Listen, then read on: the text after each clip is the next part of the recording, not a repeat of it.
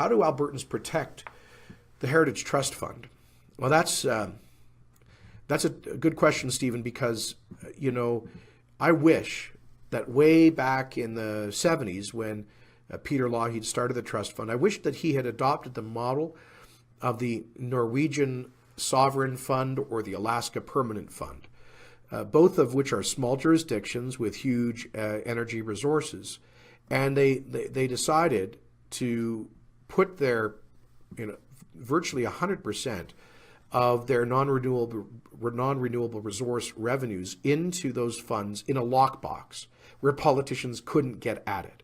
So year after year, the revenues continued to flow into those funds, and they grew and grew and grew. And of course, the governments are able to take out a percentage of the investment income generated by those funds, but the equity in the funds continues to grow. Unfortunately, in 1986, oil prices went down, and the Alberta government decided temporarily to stop putting non-renewable resource revenues into the Heritage Fund, and then started drawing money out of the Heritage Fund. And really, our fund hasn't grown in a substantial way since then.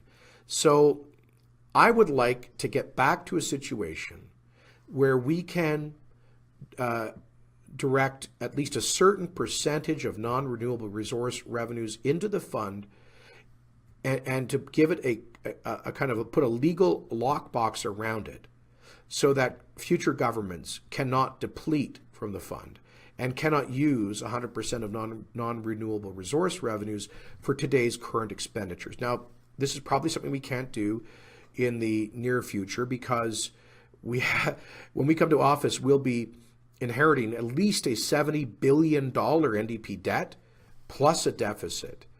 And potentially, we'll also be inheriting a situation of relatively modest commodity prices. So, but I think as a long-term aspiration, we should do what we can to make up for lost time and to dedicate a permanent percentage of those revenues to go to the Heritage Fund.